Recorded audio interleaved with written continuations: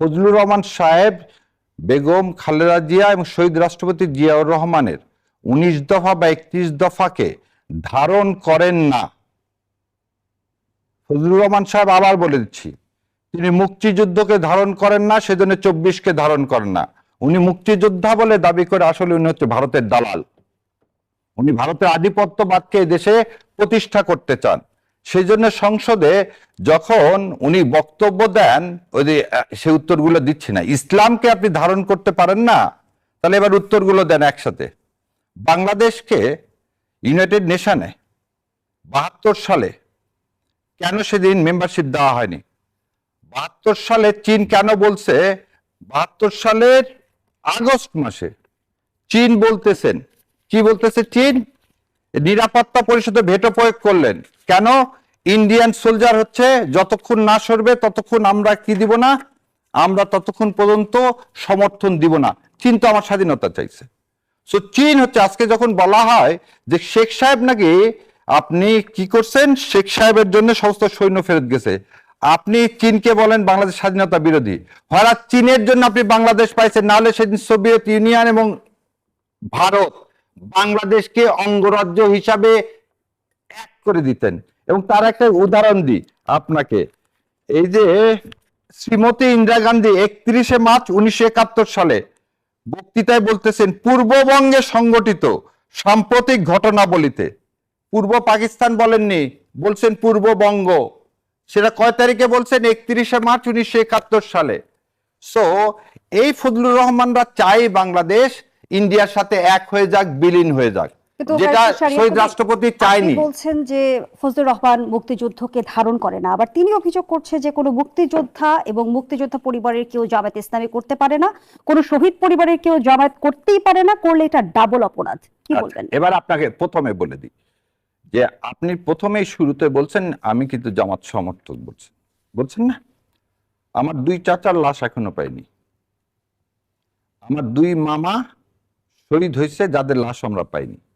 তাহলে আমি এমন এক পরিবার থেকে আসছি যে পরিবারে, এবং আমার বাবা মার বিয়ের কারণটাই ছিল আমার 2 চাচা আর মামারা বন্ধু ছিলেন, সেই জন্যই 2 পরিবারের মধ্যে বিয়ে হয় 72 সালে।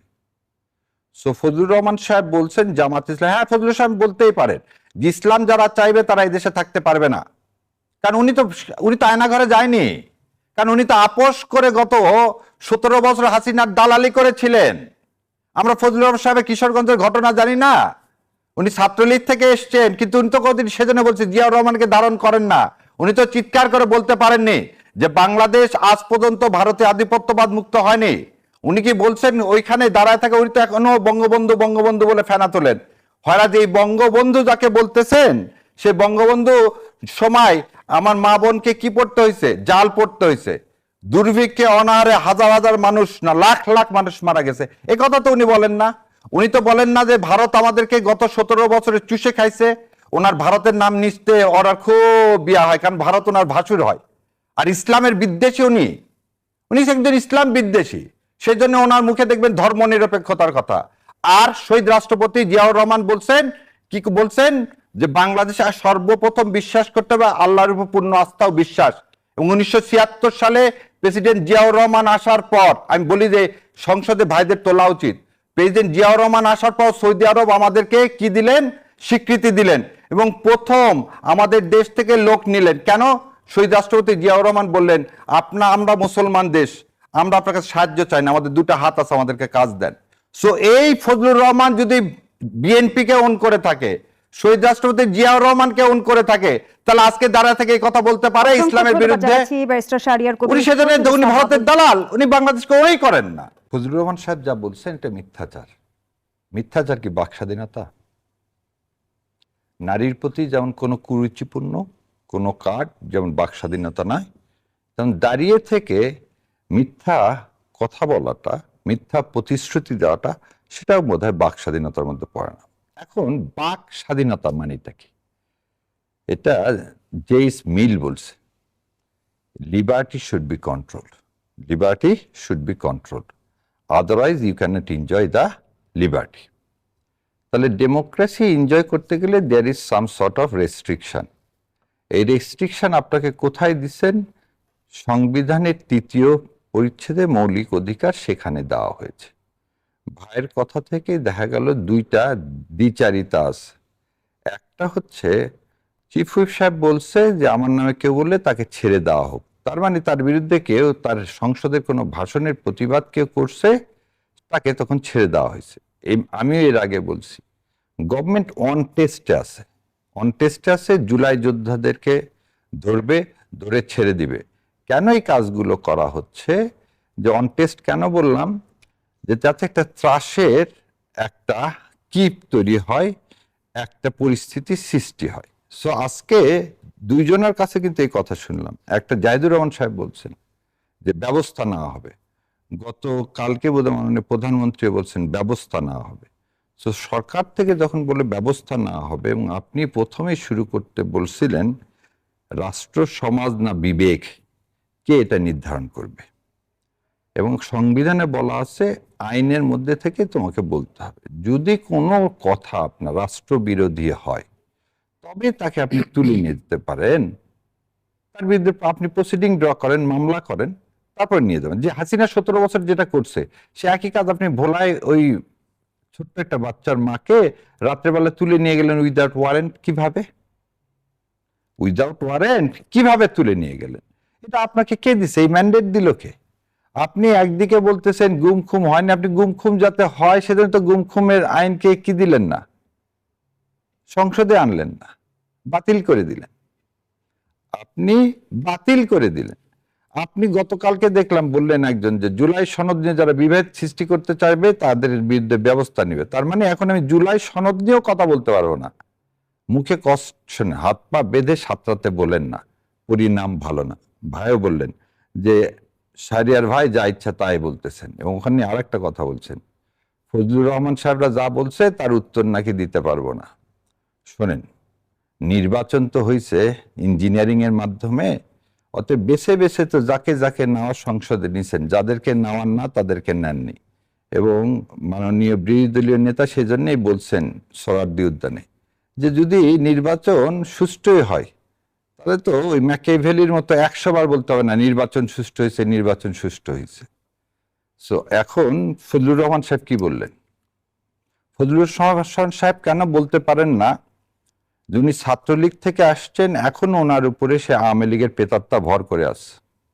বিএনপি সংসদ সদস্যরাই কি বিএনপি কে ওন করছে না? এবং ব্যারিস্টার শাহরিয়ার কবির আবার অভিযোগ করলেন ত্রয়োদশ সংসদ নির্বাচনে ইলেকশন ইঞ্জিনিয়ারিং হয়েছে এবং আপনারা বেছে বেছে ইলেকশন ইঞ্জিনিয়ারিং যদি হয়ে থাকে, একটা জামাতের উনি যে দল করে একটা জামাতের সদস্য তো কইল না যে ইলেকশন ইঞ্জিনিয়ারিং হয়েছে। এই প্রশ্ন তো স্বয়ং জামাতের আমিরের নামে আছে।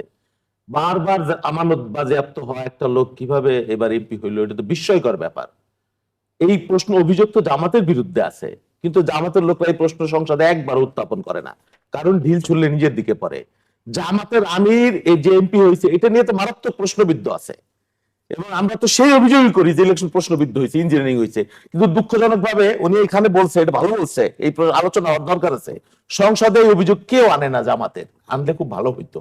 ইঞ্জিনিয়ারিং কে করেছে, প্রফেসর ইউনূস কাকে কিভাবে জিতিয়েছেন, কোত্থেকে বিএনপি কয়টা সিট কেড়ে নিয়েছেন উনি, সেটা একটা বিরাট $1 মিলিয়ন কোশ্চেন। মানে আপনিও স্বীকার $1 মিলিয়ন কোশ্চেন, $1 মিলিয়ন কোশ্চেন। বিশেষ করে জামাতের আমিরের বিজয়টা, নাহিদ ইসলামের বিজয়টা, এটা মারাত্মক কোশ্চেনেবল বাংলাদেশে এই মুহূর্তে। এবং এটা নিয়ে প্রশ্ন আছে। নাহিদ ওই যে এরাকে হাসনাতকে যেভাবে প্রার্থী হইতে দেয় না, ওইখানে বিএনপির মঞ্জুরুল হাসান মুন্সিকে, এইটা প্রশ্নবোধক ব্যবস্থা, সিলেক্টিভ লোককে তুলে আনা কেয়ারটেকার সরকারের কিছু কিছু ইঞ্জিনিয়ারিং ইলেকশনের মধ্যে আছে, এটা আমিও মনে করছি। ওনার সাথে আমি একমত। Thank you very much. আর এখন আসেন, মানে ফজলুর রহমানকে ডিফেন্ড করতে পারছে না পার্লামেন্টের মধ্যে। জামাত ইসলামের একজন নাই, ওনাদের মতো 2-3 জন যদি যাইতো তাহলে ভালো হইতো। সেই অভাব ওনারা অনুভব করে, এবং বাইরেও বলতেছে যে আমাকে নিলে আমি পারতাম সালাউদ্দিনকে ডিফেন্ড করার জন্য, তার সাথে ডিবেট করতে, বাইরে একে ডিফেন্ড করার জন্য। আজকে পার্থ যে কথা বলেছে মাপসাই, এই উত্তর দেবার মতো একজনও খুবই মৃীয়মান। সংসদটা আরেকটু জামাতে যদি একটু ম্যাচিউরড লোক হইতো, প্রসিডিং জানার লোক হইতো, আইন জানার লোক হইতো, ডিবেট করার লোক হইতো, সুস্থ ডিবেট ভালো হইতো। আমার ভাই অনেক ভালো বলেছেন যে কি সাউদা বিবিকে ধরে নিয়ে গেছে। আরে ভাই, আপনি নির্যাতনের ইতিহাস তো জানেন না। 1400 মানুষ বিএনপির গুম হয়েছে।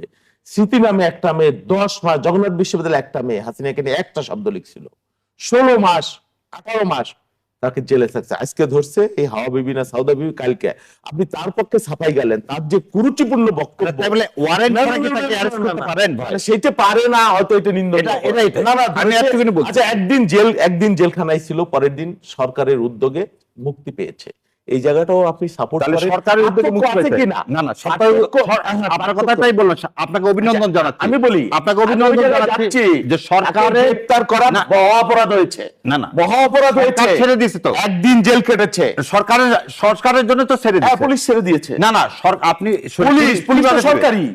পুলিশ কিভাবে ছেড়ে দেয়? আশ্চর্য ব্যাপার। মামলা ছাড়া একটা লোককে তুলে নিয়ে গেলে হ্যাঁ, পুলিশ মামলা ছেড়ে দেয়। ছাড়া তার মানে আচ্ছা, বিএনপি এখন কথা শুনেন। বিএনপি আইন আমার কথা নিয়ন্ত্রণ শুনেন, করছে। আমার কথা শুনেন, মামলা ভাই, ছাড়া- বিএনপি আইন আপনার নিয়ন্ত্রণ কথা আমি করতেছে। ধরছি, আপনার কথা ধরলাম, বিএনপি তাহলে ধরবেন যাকে ইচ্ছা তাকে ইচ্ছা ছেড়ে আমার দিবেন। কথা শুনেন, আমার কথা শুনেন, আপনারা তো তাহলে হাজিরা পুরো আবৃত্তি না? আরে আপনার কথার মধ্যে আমি কথা বলছি, সরি, বল ভাই, বল। সিকনেস, না, ভাই, এই সৌজন্য জানানো না আপনারা।